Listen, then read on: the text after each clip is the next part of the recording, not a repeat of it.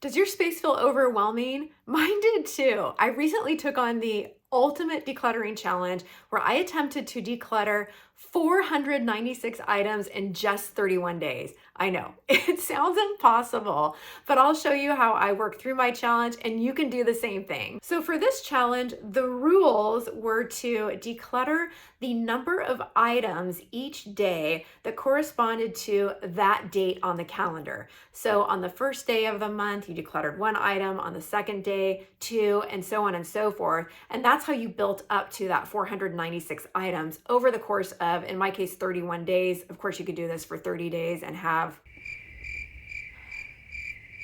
465. So you can start this the first of any month, obviously. And if you decide to take on this challenge, I would love to hear from you. Please comment below that you are committing to the ultimate decluttering challenge. I'd love to support you and cheer for you and see how it goes. If you do commit to it, I was planning ahead of time. And so as I was spending time in each room of my house the month prior, I was visually accounting for areas where I had large numbers of items to declutter because I knew that some of those higher quantity days were going to be really, really challenging. So because of that, I specifically left items that had large numbers of pieces towards the end. I knew I had a lot of CDs, old CDs like compact discs, and hair accessories. And so those really helped me in those bigger number days where I needed to get rid of 25 items in a day, for example. I also had a punch bowl set and I knew it had 26 items in it because it said so on the box. So I specifically waited until the 26th day of the month to get rid of that particular item. It is a punch bowl set that I haven't used in ages, featuring one 7-quart bowl, 12 cups, 12 hooks, and one ladle. It is a 26-piece set that I am now adding to the donation pile. So if you have sets, toy sets or something, this is your own decluttering challenge. You could totally take a set of Legos that has, I don't know, say 36 items in it and count that as your 36. Wait, but you only go up to 31. But you know what I mean. And so there were definitely categories of items. So I went through a big bin of my kids' shirts and I knew there would be dozens of items in there and I left those towards the tens. Things like shoes or suitcases, the big chunky items, I got rid of a lot of those in the beginning. A1 is these boots that I thought were so cute when I got them. They are so uncomfortable. I got them maybe 4 or 5 years ago, wore them once, and they've been sitting in my closet. So why did I decide to do this? Well, I turned 50 last year and I love monthly challenges. So as part of my 50th year, 2024, I decided to embark on monthly challenges and just set a fun, crazy goal for myself for each month. I didn't get all of them accomplished. And if you're interested in hearing a recap video of all my challenges for the year, please drop a comment below and let me know if you'd be interested in hearing about all of them. I'll link the playlist here of all the monthly challenges that I've done videos about. For example, I did a hula hoop challenge where I hula hooped every day for 10 minutes. I did a meditation challenge. I just think it's really fun to have something that you're working on improving even just a little bit every day. And by the end of the month, you can say, I did this. Something that's a month-long goal, I think is really fun. Currently, I am working on a plank challenge. So I am planking every day with a goal of hitting a 5-minute plank by the end of this month. I'm halfway through, and last night I did a 2.5-minute plank with the amount of grunting of a hippopotamus giving birth. It sounds awful. And at the end, I'm like panting and can't believe I did it. But 2.5 minutes already in the books. Yay me. Okay, so how did the decluttering challenge go? Towards the middle, I was sorting through apparel from my kids from their high school and junior high school years when they were on swim team and playing soccer, and their uniforms and apparel that they wore. And I started getting emotional. It's day 17 and I've tried this a couple times and there's no way I'm not gonna cry because this is just a trip down memory lane. It's 17 shirts from the kids' bins. It was really sad, and that was the reason I held on to these things. My kids are now 19 and 22, and yet I've been holding on to these items that they don't want.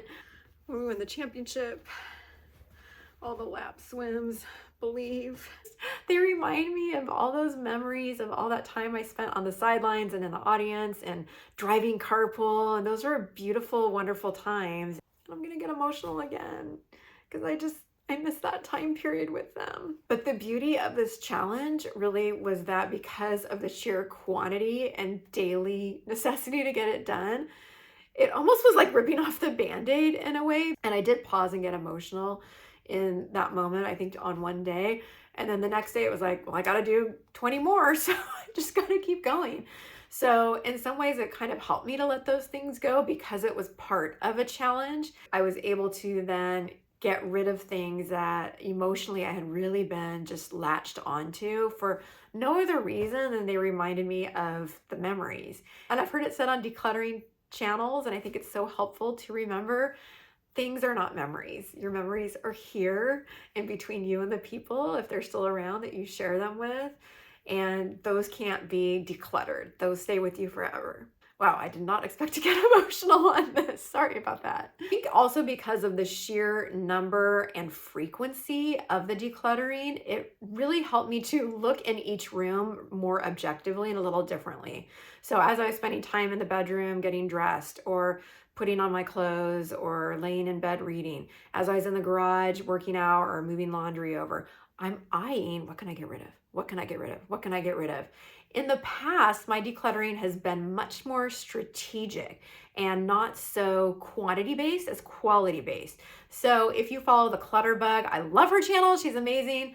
I'm a cricket. So that means I'm super hyper detailed and organized. So when I organize, my tendency is to pull a drawer out, take everything out, sort by color, sort by type, declutter, and then organize into very specific and detailed little clumps and groups.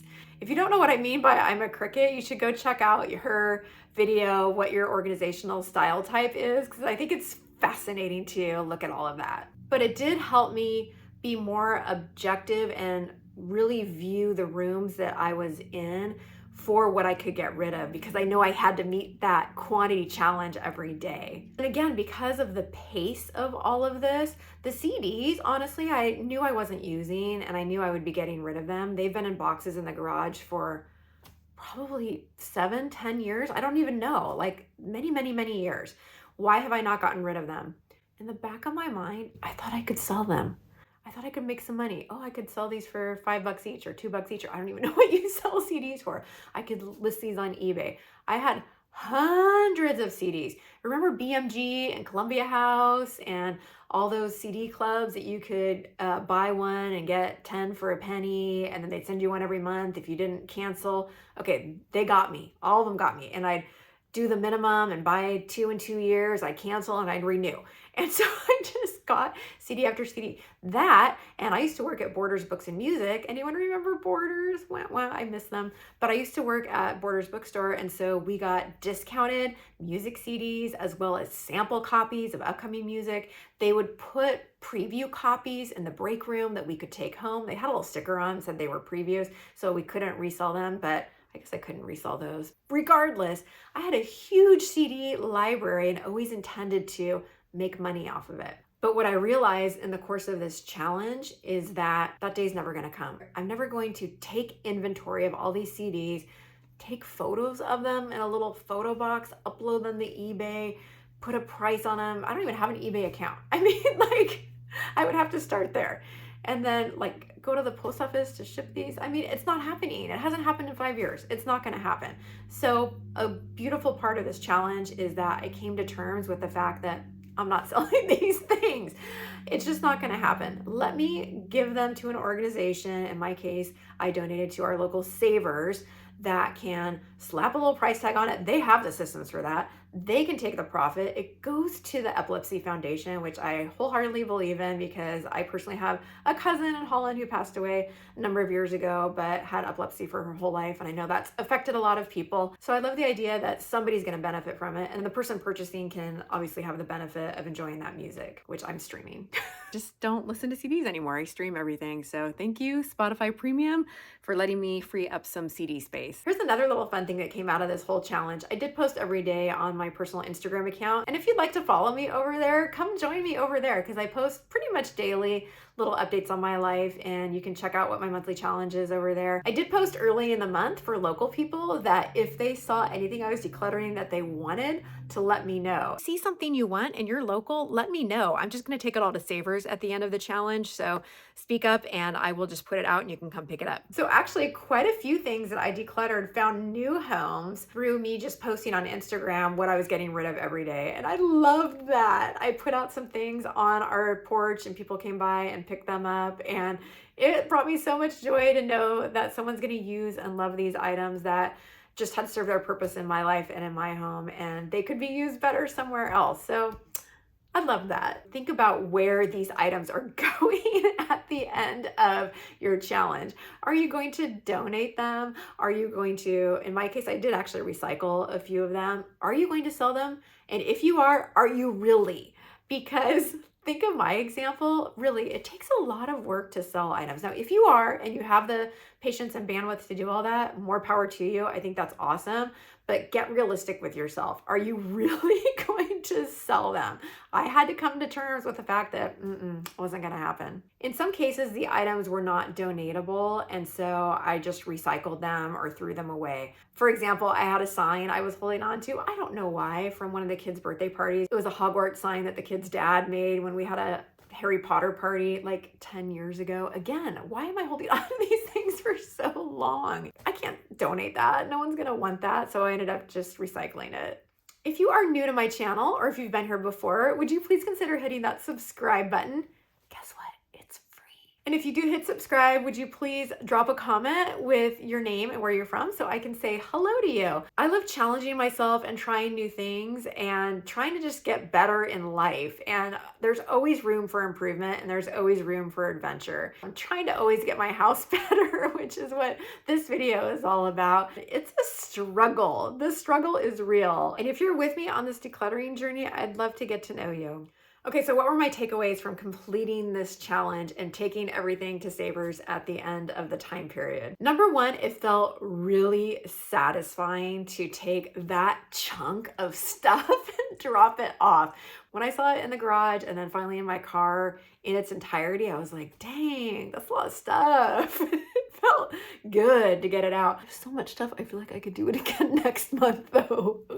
But it was very rewarding and very satisfying to take that big amount of stuff. As I mentioned a minute ago, it was a very different approach to how I normally declutter, which is very micro decluttering, we'll call it, where I'm focused on a particular type. Maybe I'm doing my socks today. Maybe I'm doing my nail polish, maybe one specific item. And instead, because of the quantity of items, you're just rummaging and going, okay, I see that, I see that, I see that. So it's a much more grabby and holistic general approach to decluttering, if that makes sense. So number two is definitely a quantity over quality type experience, in that I didn't have one particular area that I thought, okay, this is perfect. Everything is perfect in this drawer, perfect in this closet, but the whole house felt more breathable. And so in that way, number three was I could just declutter wherever I was. I've had this mindset, and this is the Cricut detailed part of me that has always dictated you can't move from one area until you've completed another area. It's the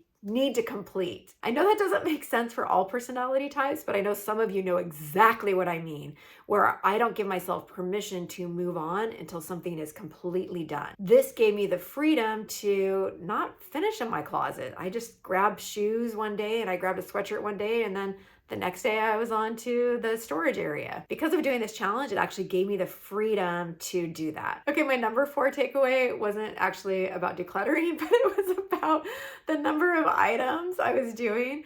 So about halfway through the month, I had been adding up, 1 plus 2 is easy, 1 plus 2 plus 3 is easy, 1 plus 2 plus 3 plus 4. Finally, I was just Googling what's 1 through 15 added inclusively. So you're adding all the numbers. And then finally, I don't know how I stumbled across this, but I figured out that there's an equation that you can use to determine the number of items you're up to.